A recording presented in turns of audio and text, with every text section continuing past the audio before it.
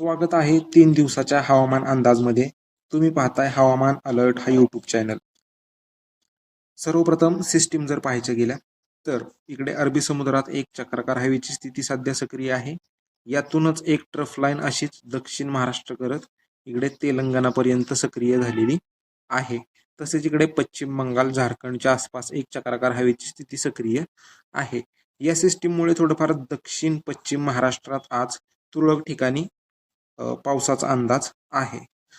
सर्वप्रथम जर आजचा हवामान अंदाज पाहायचा गेला 22 मेचा तर आज सांगली, कोल्हापूर, सातारा, पुणे, अहिल्यानगर हे जे जिल्हे आहेत या भागातून थोड्या थोड्या क्षेत्रासाठी मेघगर्जनेसह पावसाचा अंदाज आहे. हा पाऊस सार्वत्रिक नसेल, कुठेतरी होईल, राहिलेले भाग कोरडे राहतील. त्यानंतर सोलापूर, धाराशिव, लातूर, बीड, छत्रपती संभाजीनगर हा जो पट्टा आहे या भागात स्थानिक ढग निर्मिती झाली तर एका दुसऱ्या ठिकाणी पावसाचा अंदाज राहील. एका दुसऱ्या गावासाठी विशेष पावसाची शक्यता नाहीये. त्यानंतर रायगडचे घाटभाग, रत्नागिरी घाटभाग, सिंधुदुर्ग घाटभाग या भागात सुद्धा स्थानिक ढग निर्मिती झाली तर एका दुसऱ्या ठिकाणी होऊ शकतो, अन्यथा विशेष पावसाची शक्यता नाहीये. राहिलेले जे सर्व जिल्हे आहेत तिकडे ठाणे, पालघर, नाशिक, तसेच धुळे, नंदुरबार, जळगाव, बुलढाणा, अकोला, अमरावती, विदर्भातील हे जिल्हे, नांदेड, हिंगोली या भागातून पावसाची शक्यता आजसाठी नाहीये.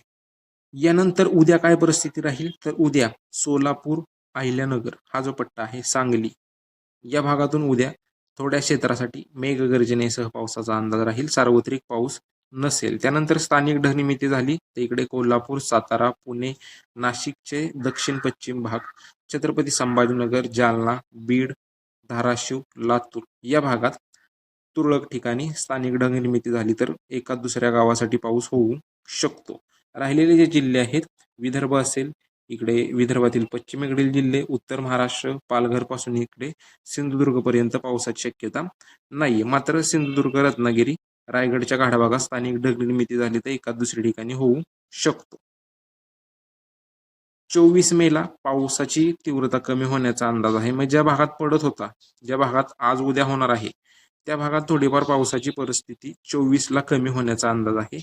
इकडे सांगली, सातारा पूर्व भाग, पुणे पूर्व, अहिल्यानगर, बीड, धाराशिव, सोलापूर हा जो पट्टा आहे या भागात स्थानिक ढग निर्मिती झाली तरच एका दुसऱ्या ठिकाणी होऊ शकतो, अन्यथा विशेष पावसाची शक्यता नाहीये. याच भागात थोडंफार पावसाचा अंदाज 24 मे रोजी दिसत आहे. राहिलेले जे सर्व जिल्हे आहेत पावसाची शक्यता 24 मेला नाहीये.